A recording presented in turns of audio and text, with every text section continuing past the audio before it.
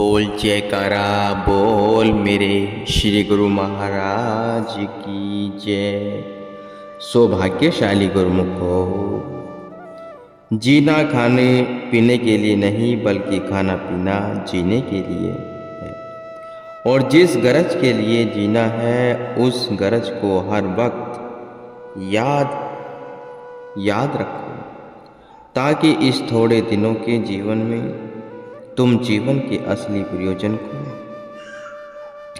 सिद्ध कर सको। यह संसार भवसागर है, इसमें गुरु का वचन जहाज है। अगर तुम इस जहाज पर सवार हो जाओ तो तुम भवसागर के सब खतरों से सुरक्षित रहते हुए इससे पार हो सकते हो। इस बात को हृदय में लिख लो।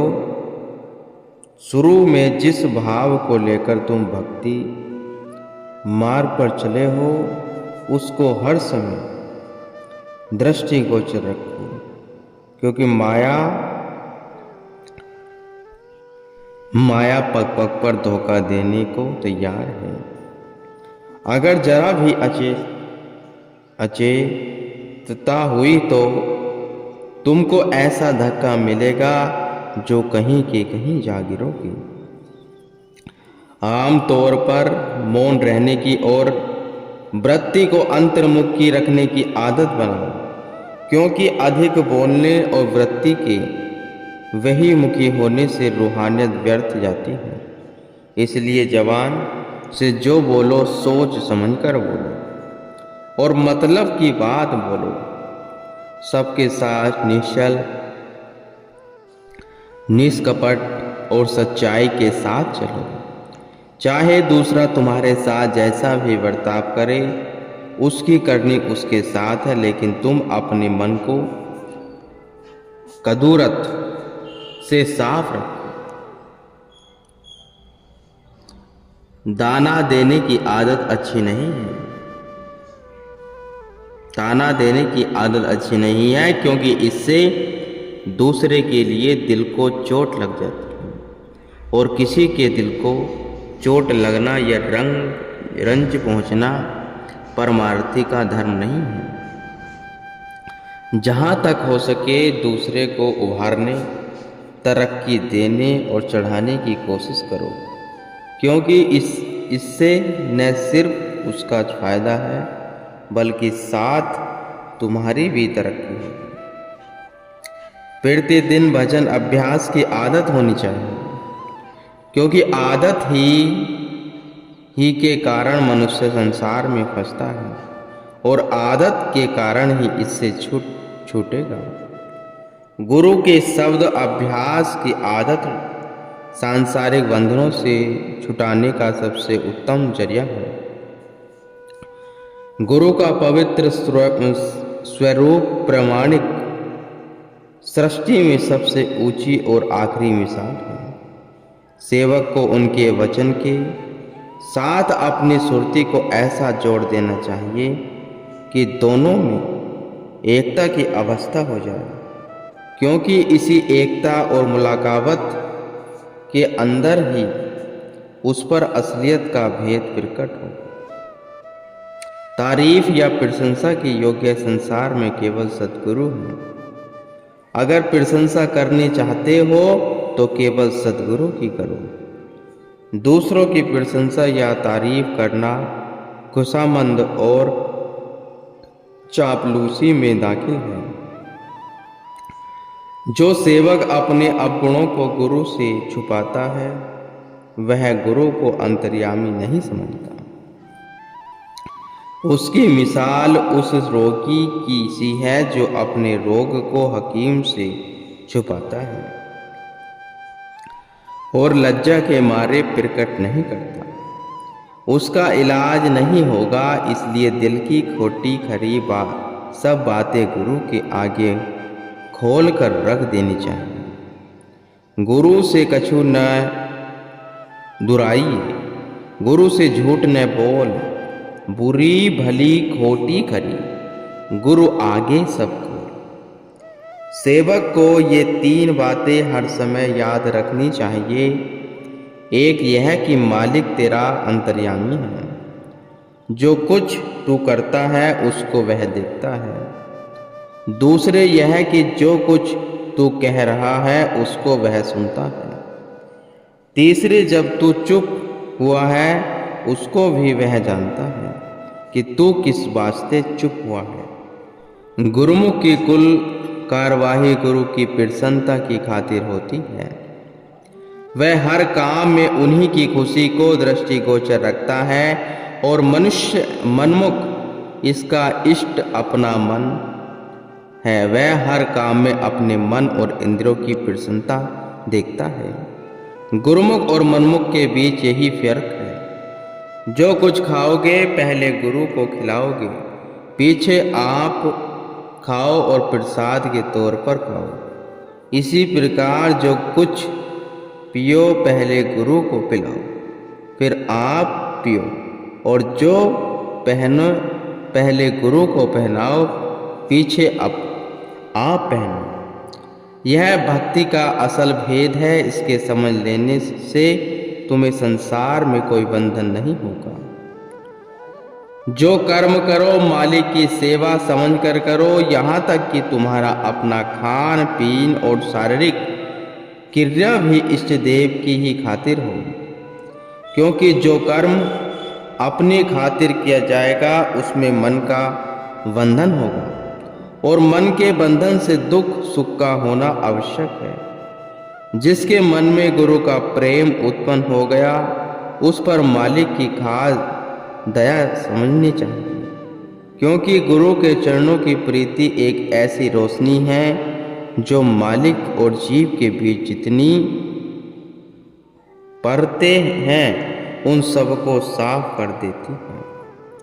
अपनी प्रशंसा और बढ़ाई सुनकर फूल जाना अपनी कमजोरी को प्रकट करना है, और इस पर जब्त करना आधी सारी नहीं है तो कम से कम आधी दुनिया पर विजय प्राप्त करना है। संसारियों की दुश्मनी और रोक टोक से मत घबराओ। अगर तुम में सच्चाई है तो तुम्हारी सच्चाई को दुनिया की भी ताकत नुकसान नहीं पहुंचा सकती। क्रोध करना सुगम है और शांत करना कठिन, परंतु याद रखो क्रोध कमजोरी की निशानी है और शांति ताकत का भारी सबूत है। शक्ति का उत्तर शक्ति नहीं है, बल्कि शक्ति का उत्तर नरमी है। क्योंकि हमेशा आग को पानी बुझाया करता है, आग को आग नहीं बुझा सकती। जो तुमसे घृणा करे तुम उससे प्रेम करना सीखो, क्योंकि प्रेम में ताकत है। और याद रखो तुम्हारा प्रेम एक दिन उसकी घृणा को भी प्रेम में बदल देगा। स्तुति गुरु की करो और निंदा अपने मन की। किसी की न स्तुति करो न निंदा करो, क्योंकि सद्गुरु के सिवाय संसार में तुम्हारा कोई मित्र नहीं है और मन के सिवाय कोई दुश्मन नहीं है। दूसरों की बुराई देखना परमार्थिक असूलों के विरुद्ध है, क्योंकि इससे हृदय मलिन होता है। अगर तुम भले हो तो भले मनुष्य किसी की बुराई की तरफ नहीं देखा करते, और अगर तुम बुरे हो तो फिर दूसरों की बुराई देखना तुम्हारा कोई अधिकार नहीं है। संसार में सबसे कीमती वस्तु वक्त है। इसकी संभाल रखना परमार्थिक के लिए निहायत जरूरी है, और सबसे अधिक संभाल वर्तमान समय की होनी चाहिए। क्योंकि जो कुछ बनना है इसी के अंदर बनना है, और इसको खो देना अपने आप को धोखा देना है। 24 घंटों में कुछ समय ऐसा भी होना चाहिए जिससे केवल मन की अवस्था पर विचार किया जाए कि उसमें किस किस्म की तरंगें उठती हैं और उन तरंगों का रुख किस तरफ है। जिसको गुरु के वचनों में पूर्ण विश्वास है उसके वचन में ताकत होती है, और जिसको गुरु के वचनों में विश्वास नहीं उसके वचन की हैसियत ऐसी है जैसे बिना कमान के तीर की हैसियत। परमार्थ के कामों में देर नहीं करनी चाहिए, क्योंकि जहाँ तक मन और माया का जोड़ चलता है वे इस रास्ते में रुकावटें खड़ी करते रहते हैं। इसलिए जो मनुष्य अच्छे कर्मों को आगे के लिए छोड़ देता है वह जानबूझकर मन और माया को इस बात का अवसर देता है कि वे इसके अच्छे काम के इरादे को बदल दें। गफलत की जिंदगी दुख रूप है। गाफिल न हो, सोच समझकर चल, मार्ग विखड़ा है। अगर गुरु का ध्यान तेरे साथ न होगा तो तू अंधेरे में ठोकरे खाता हुआ हर समय परेशानी का शिकार बना रहेगा। गुरु को अपने से एक पल के लिए भी अलग मत समझ और न अपने को उनसे एक पल के लिए अलग जान। हर समय और हर काम में उनको अपने पास समझ। ऐसा समझने से कभी तू धोखा नहीं खाएगा और काल वह माया तुझ पर अपना दबाव नहीं डाल सकेंगे। वाद विवाद से मन की वृत्तियां चंचल बनती हैं और दूसरे अपना समय नष्ट होता है। इसलिए परमार्थ को इससे बचकर रहना चाहिए। सुनाने से अधिक लाभ है। जो मनुष्य दूसरों को सुनाने का शौक अधिक रखता है और अपने अंतर अभ्यास कम करता है वह अनजान है, वह परमार्थी तरक्की नहीं कर सकता। अमली जीवन रहबरी का प्रतिष्ठ स्वरूप है। इसलिए परमार्थिक को अपनी बोलचाल और बर्ताव ऐसा बनाना चाहिए जिससे देखने और सुनने वालों को सुख पहुँचे और वे उससे शिक्षा प्राप्त करें। सत्संग इंसान की रूहानी खुराक है। इसके न मिलने से रूह कमज़ोर होती है। इसलिए परमार्थिक को चाहिए कि वह हर समय इस खुराक का सेवन जारी रखे। नींद 4, 5 या अधिक से अधिक 6 घंटे होनी चाहिए।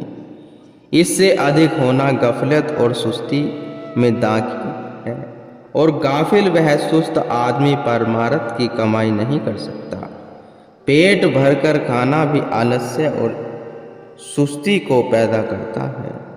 इसलिए सारी बातों में एतदाल से काम लेना चाहिए, क्योंकि जिसका आहार व्यवहार युक्ति के साथ नहीं उसके आध्यात्मिक और शारीरिक दोनों स्वास्थ्य बिगड़ जाते हैं। दूसरे की निंदा करने वाला मनुष्य का मन कभी साफ नहीं हो सकता। उसका हृदय मलिन हो जाता है। जो शख्स तुम्हारी निंदा करता है वह तुम्हारा नहीं बल्कि अपना नुकसान करता है। इसलिए तुम कभी भी किसी की निंदा न करो, क्योंकि यह भक्तजनों का काम नहीं है। बुरे मनुष्य बुराई करते हैं और भले मनुष्य भलाई। जो शख्स तुम्हारे बुरे की सोचे तुम फिर भी उसके भले की सोचो, क्योंकि तुम्हारा इसमें फायदा है। अगर बुरों के साथ तुम भी बुरा सलूक करने लगोगे तो फिर तुम में और उनमें फर्क ही क्या रहा। गुरुमुख।